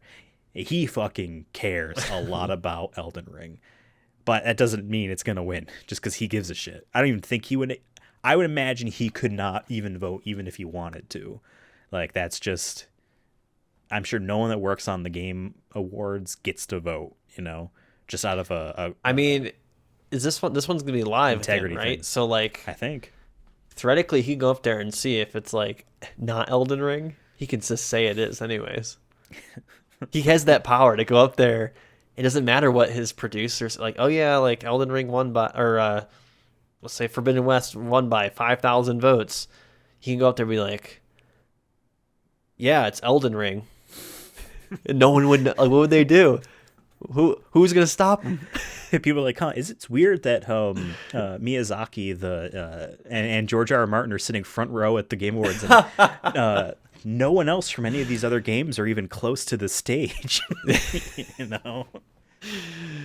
Santa Monica's not even there for some reason. Like, it's like a whole thing. You ever hear about how the 2018 Game Awards, when God of War Ragnarok or God of War 2018 won Game of the Year, and how people from Rockstar got up and left? Oh yeah, I remember that. Yeah.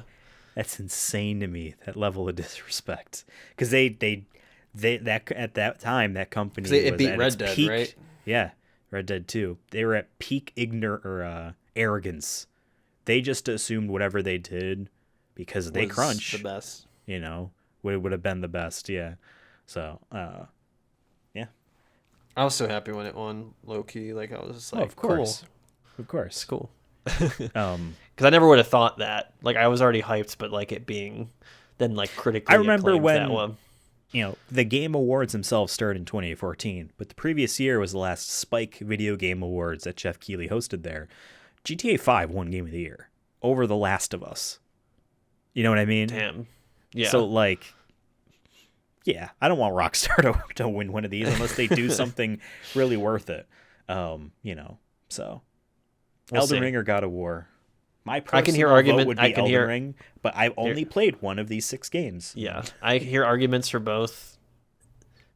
I just hope that if whatever one wins Game of the Year, the other one gets a lot of the other awards where there may be, because both of them are in multiple categories. So like if God of War wins, I hope Elden Ring wins It's best weird game to direction. see, You know what I mean? It's weird to see Kratos and a giant hand be best esports manager or whatever coach. It's weird to see that they were in there, but they were. Ashley Birch was the entire esports team. Not even Aloy, it's just Ashley Birch. So yeah, those are what we predict to win Game of the Year stuff. One of these times, or maybe I'll go through this episode again before the actual show, and then we can like give ourselves a scorecard or something. Oh yeah, that might we should be have good. been writing them down. Because here's the thing, like, if I played more of these types of games this year, I would have been more invested and be like, oh, I know for a fact Plague Tale was awesome. It was amazing. you know, if I played more than one Yeah. of these games, if I played any of them to completion, I didn't even beat Elden Ring. You know what I mean? I would have more, you know, of a desire to be in on it. So, but I'm who just knows? curious if like last year how well we did because I don't not remember. Because didn't we say Who I even know we won? said Last of Us, remember? No, that was 2020. It's 2022, baby. Last year was 2021. It was different games. What was last year's 2020? Who won last year? Let's look this up. Yeah, I don't Rewind. Game Awards 2021 winner.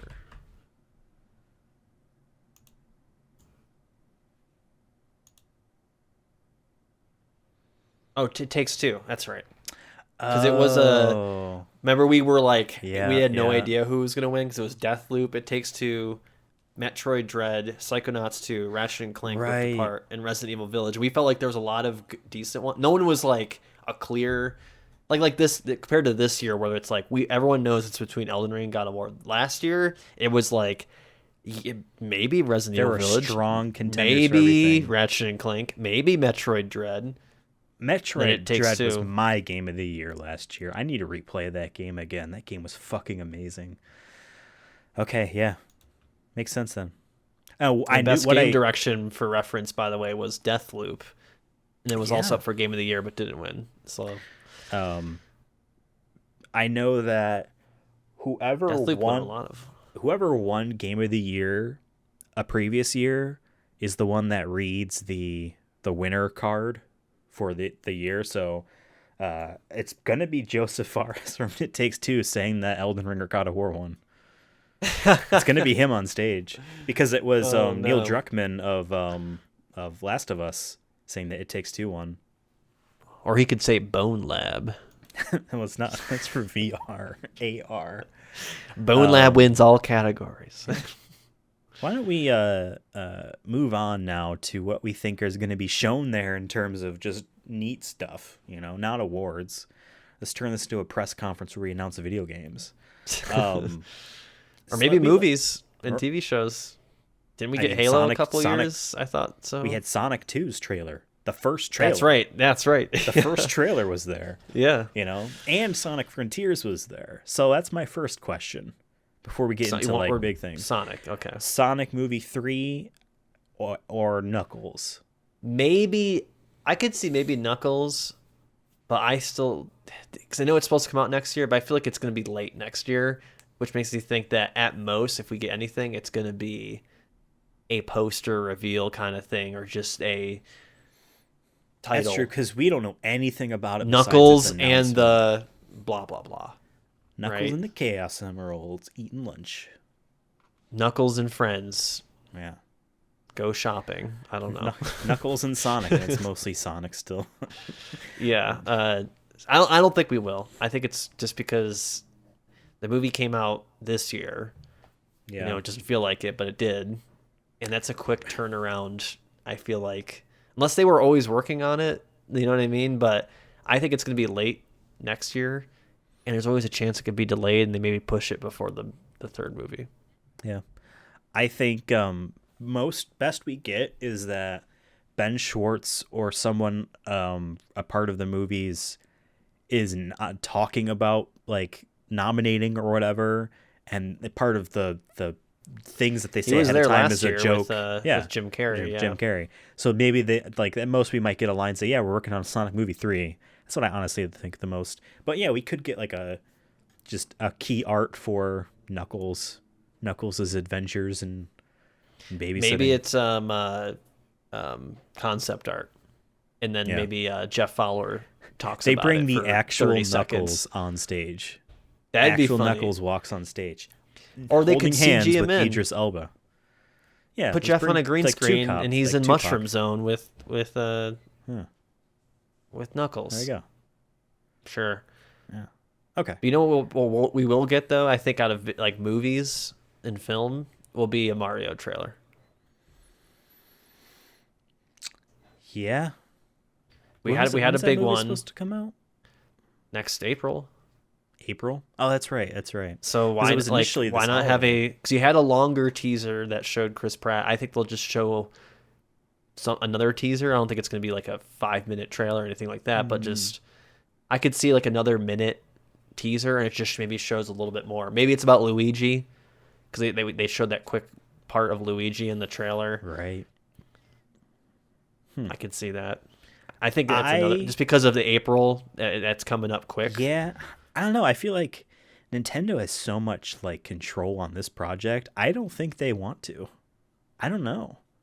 I would not be I think it'd be surprised if we smart don't. for them though, because how many we were just talking about before the show started, how like from 2019 to 2020 the audience doubled by 40 million. That's true. Uh, and so you're talking about 80 million people who actually give a shit about video games. Like you can put the Mario trailer up at the Super Bowl, which I'm sure they'll do, regardless.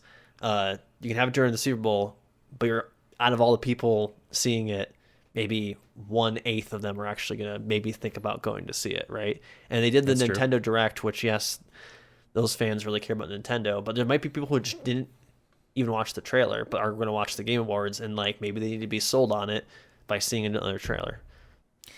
Yeah, that's Maybe possible. they'll I have don't fucking know. Chris Pratt there, dude. Oh God, maybe. The Pratt Pack is gonna be cheering him on. You I know, think.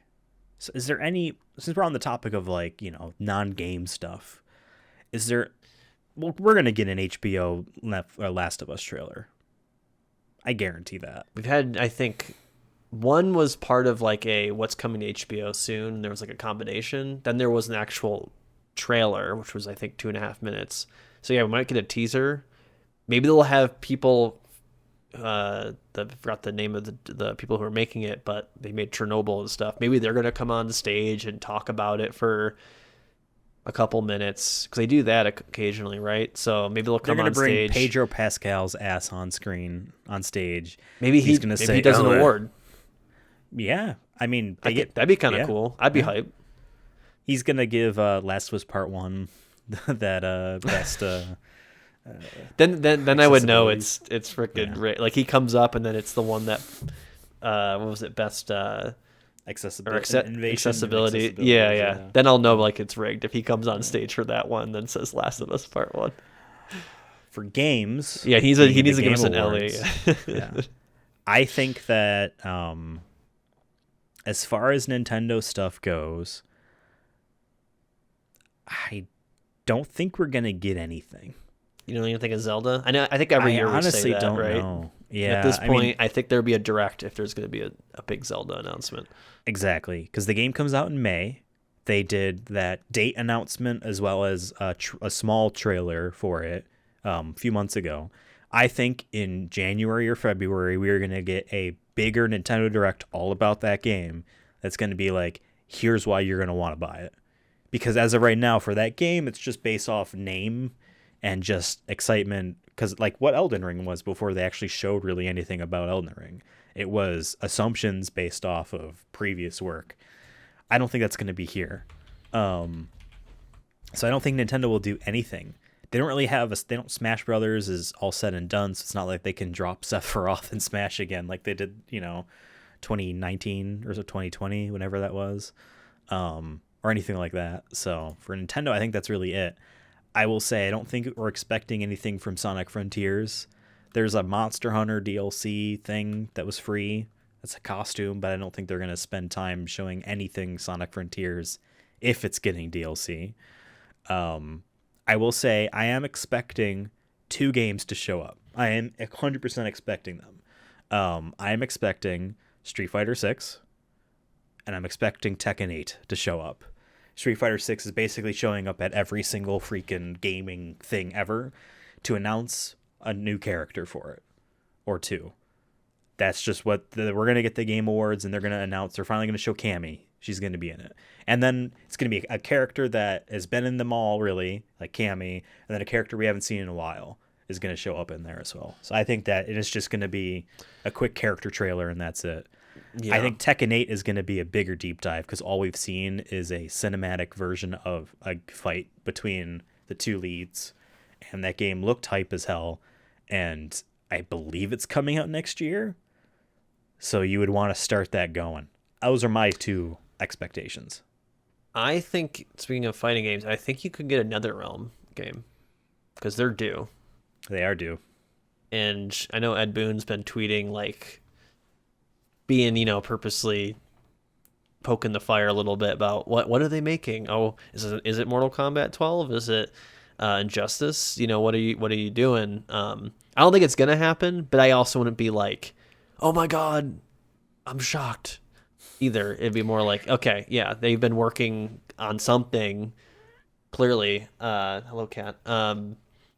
About either Mortal Kombat. I think it might be Mortal Kombat, but I'm kind of hoping it's Injustice just because the rumor is Mortal Kombat. But I mean, I just feel like I'd rather be like wait every like 7 years for no new fighting game if like a franchise like that. But I get why they make one every, it feels like 2 or 3 years. Here's the thing.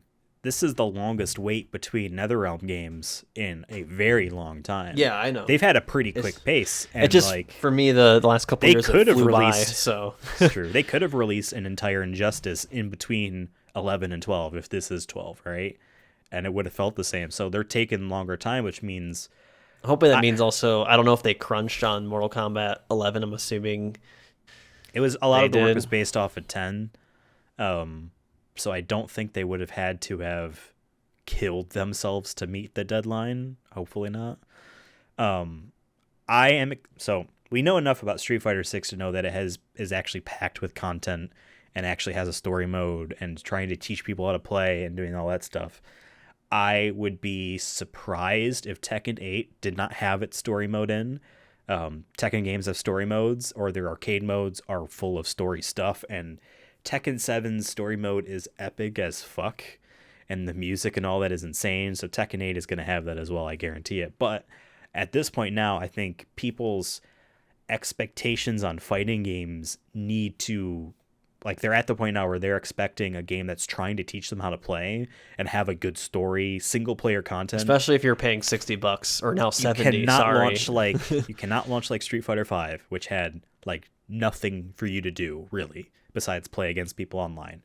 For $60, you can't do that. For starting to get free-to-play fighting games like Multiversus and Project L, it's just a project name, but whatever the League of Legends fighting game is by industry veterans, it is most certainly going to be free to play.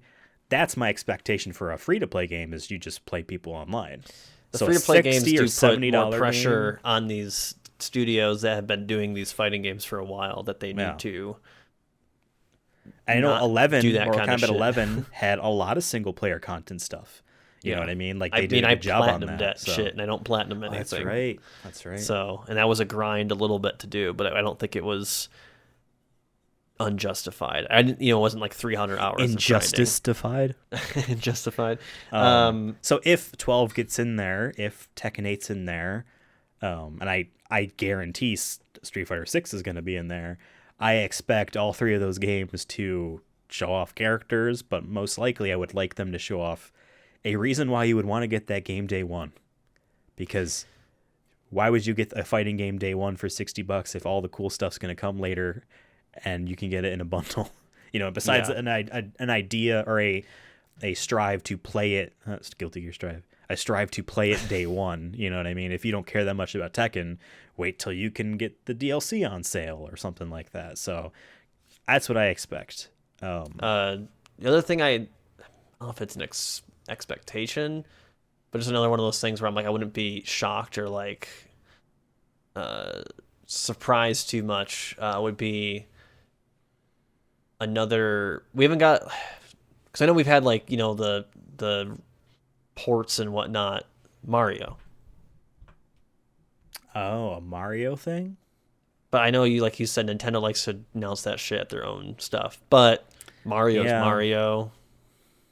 I'm just saying, like, you had Mario Odyssey. What's the next big one? And with the Mario movie coming out. Yeah.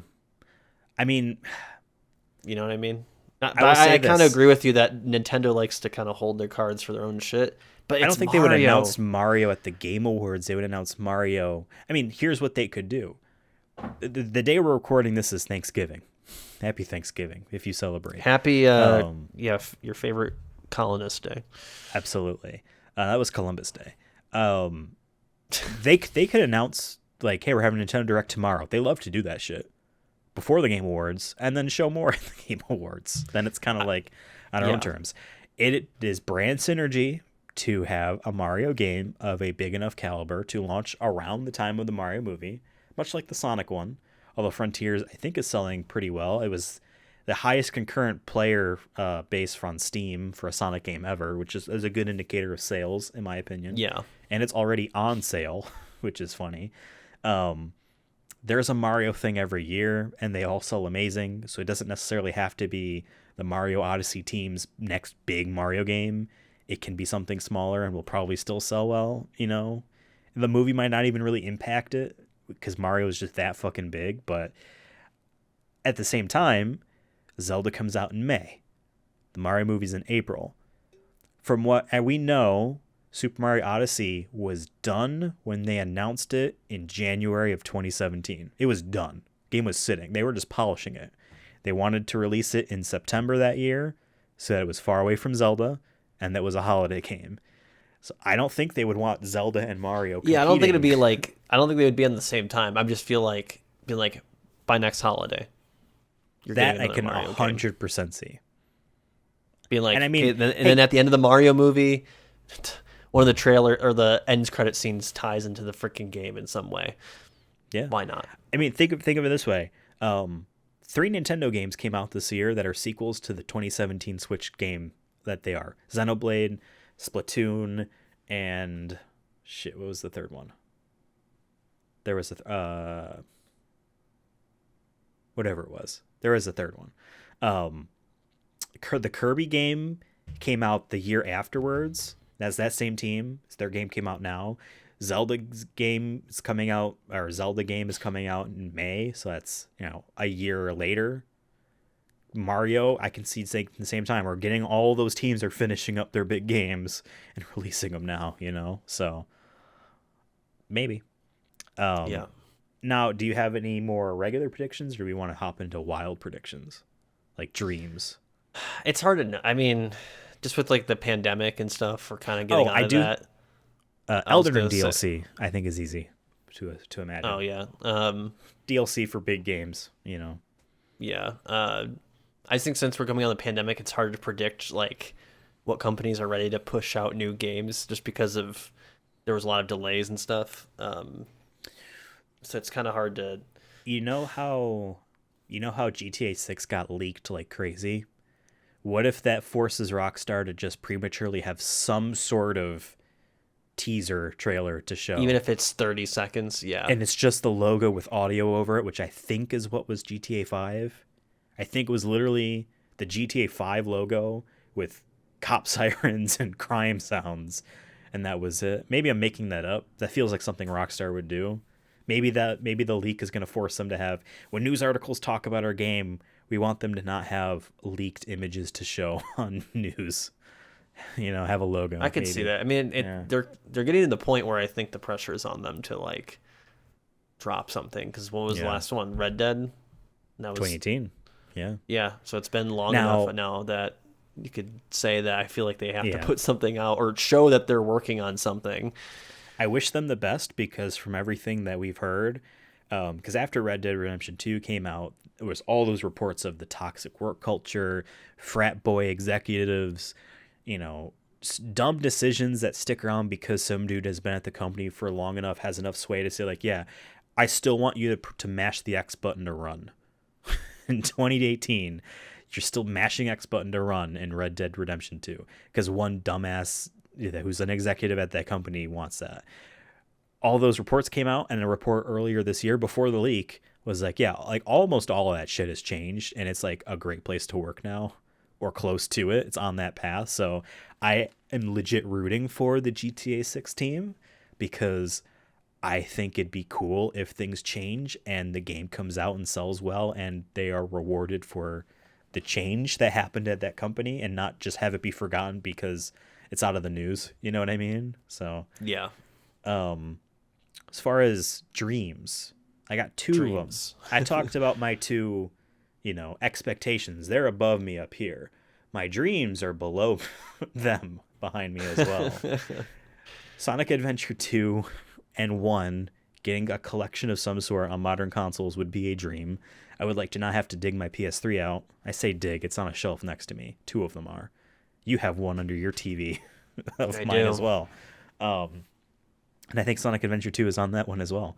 I would like to have that be on modern platforms. Give it a platinum trophy. Those game PS3 versions don't have platinum trophies. You know, I don't have to just get all the trophies and don't get a platinum. That's lame. You know what I mean? That would be my dream, is to have a Sonic Adventure remake, or at least just a modern collection that maybe fixes some issues. The real dream, I mean, there's always dreams. A Jak and Daxter remake or a new game, sure. There's stuff like that. But I think what is realistic but also still improbable is the next Nier game gets announced here. I know Square has a lot of big games on the horizon, and they don't really want to marketing push, another big one. But I think this would be the time to just be like, hey, here's the thing. Here's a logo. Here's a teaser trailer. What do you think? I mean, I feel like Nier, I think we'll get it eventually. I just don't know if it did sell well, Nier Automata, but it's not the level of some of these other games out there that they're working on, right? I think we'll get it eventually. Maybe not this one. Will I be hype if it does? Of course. Absolutely. I don't know what it would look like. I know we thought Babylon's Fall for the longest time was a Nier in disguise, just because of the way it looked. Pedigree and the people making it, and the fact that they reference Nier Automata in like the dev diary for that game, be like, oh, they've always wanted to make a Nier Automata that lasts forever. It's Babylon's Fall.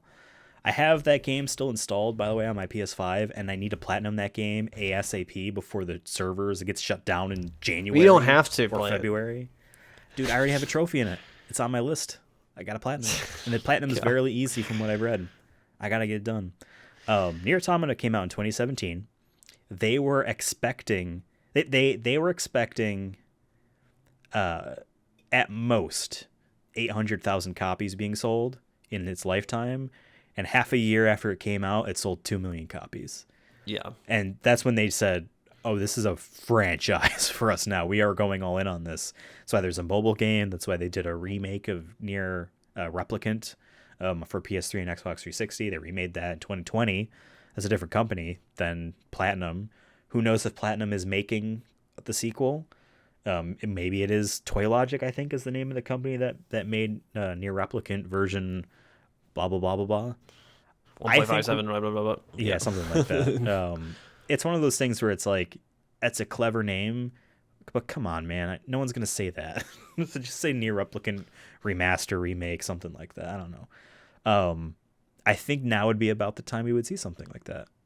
I just want to see something. I still say like maybe a year or two before it comes out, I'm saying. Like maybe there's a logo drop or something.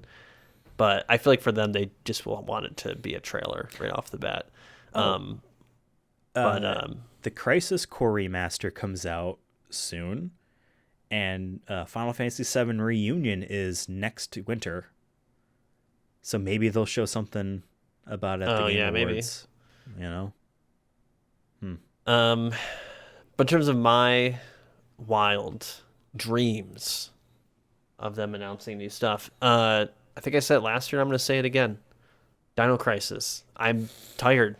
I'm not even asking anymore. I'm demanding that Capcom has the cojones to drop a Dino Crisis game. I don't care if it's a remake of the second one, which is the one I played, or the first one. I don't care if it's a new one.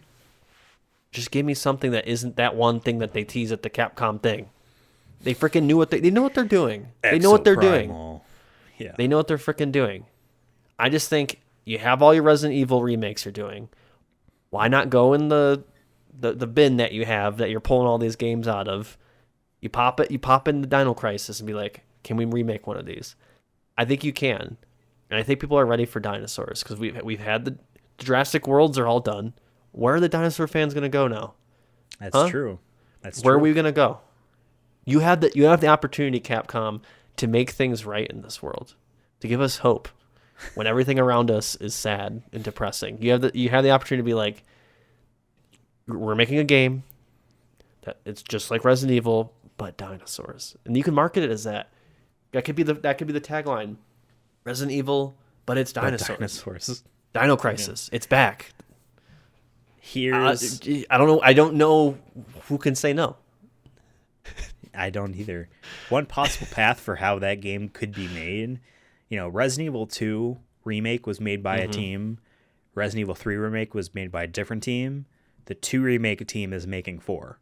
What's the 3 remake team making? Dino Crisis. Exactly. Maybe. Or maybe not.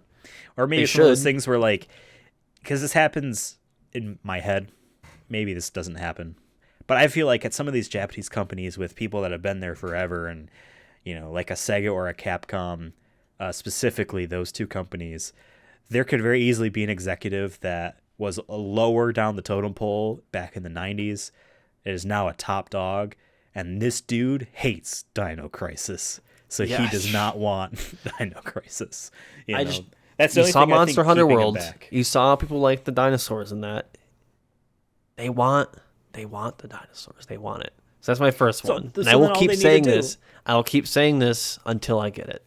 I don't care if it becomes annoying. I tweet it occasionally. Here's the at compromise. Capcom. Do you tweet literally Crisis. at Dinosaur I've Crisis? done it with the Sonic Movie Show account. I think the Game Awards Twitter the other day was like, what game would be your dream reveal? And I retweeted and said, Dino Crisis, but Capcom is too scared. I'm calling them out. Okay. I have a compromise for you. Yeah. Dino Crisis outfits in Monster Hunter. There you go. There's your compromise. No, it's not the same. Okay, fine. We'll make an entirely new game. We'll call it Exoprimal. I know. That's all. You get a Regina knockoff. No, I want Regina. I want her back. I want her killing dinosaurs. God. I want it would be really cool too if you remake it. You have the same sound effects for the dinosaurs. Like that'd just be sick. Well, just get hire Polyphony Digital to record dinosaurs. They'll go back in time and do it. Yeah. That's my first one, and then my second one is I haven't even played this game, but I don't know if you've been following the story. But the original Disco Elysium creatives are currently suing the people who now own Disco Elysium. Is a company there, ZAUM, whatever their name is, and it's going to be like a big court battle because they got fired. And allegedly for being toxic, even though they were saying that they were trying to figure out that they think that they were bought fraudulently. So it's this big thing. But the people who made the original game are known to be communists, or at least communist-leaning, left-leaning, far left-leaning, I should say. And the game has been known to be one of the few games out there that actually talks about that kind of stuff. I want them to make another game. I want them to drop it right now, and they're going to be like, it's all about killing your boss. Wow. Okay. All right. That's the game I want. I want a game where you can, you can just take over your workplace and throw your boss out a window or something. That would just be a cool game. Okay. Like a union simulator, or rather a workers' council simulator. That'd be a cool game. I think gamers need to know that, because then they can do it. Well, how many games are about being a capital venturist? Exactly. There's not enough games about forming a union or a workers' council and overthrowing your capitalist overlords. There's not enough of that. I know. Right. So those are my two: dinosaurs and some sort of overthrowing my boss game. Well, Nier Automata had marks and angles in it. That is true. Yeah. A little bit. All right, well, I think this was a very fun predictions episode for the Game Awards. You can find the show on Twitter at Sonic Movie Show, on Instagram at Sonic Movie Show, TikTok at Sonic Movie Show, YouTube, which is where I hope you're watching right now, Sonic Movie Show. I changed our Twitter or YouTube handle to be Sonic Movie Show. So I guess hopefully that works. But for people look that up. If you go to YouTube, it's youtube.com/@Sonic Movie Show. Is different from your normal URL, which for us is gibberish because we're not big. You know what I mean? Yeah. But if you type @Sonic Movie Show, you find us. But we're also on Spotify and Apple and Audible and all those other places. You're listening to one of them. So there you go. Yeah, because if you go on YouTube, there's video versions of the show. Yeah. Gotta make sure we say that because that's new for us. Yeah, that's so true. That's true. If you want to see how gorgeous we are, you can do that on YouTube. Yeah. Yep. And maybe we'll be doing other stuff on YouTube soon. Yeah. I don't want to spoil it, but reading obituaries we wrote for each other. You can find me for now on Twitter at Ethan Absolutely. I also don't tweet at Bud or Hive. I'm at Absolutely Ethan on Hive. I got that name. Someone has at Ethan though, which upsets me because it's one of those. I mean, no your pictures. There's there's a lot of Ethans out there. You're Yeah, not but like Xavier or something like that. There's no one uses that site yet, so whatever. Devin is on Twitter at CursonaFun. Let us know what you think about our wild predictions and if you've played more than one game on any of these lists, because I feel like that's most of the people. Yeah, we dropped the ball this year a little bit. Work, you know what I mean? I don't have time. If Sonic Frontiers was nominated, it was eligible. The Sonic movie should have been nominated for Game of the Year. Exactly. We need to start a campaign. About that. I'm going to say this right now. This isn't a prediction because I will make this happen. If the Sonic movie 2 does not win Best Game Adaptation or Best Adaptation, we are going to Jeff Keighley's house and just picketing off his property in front of nearby. We're going to stand nearby his property. With signs. You're going to get signs at Office Depot or something and just Sharpie on there. Sonic movie should have won. Absolutely. Or we can be like the Trump weirdos and just be like, it was stolen. Count the votes, recount. That's true. Show us the count, Jeff. When Cyberpunk Edge Runners gets elected into Best Game Adaptation office, we're gonna throw an insurrection. So funny. Well, on that note, we'll see you next time. Have a fantastic day.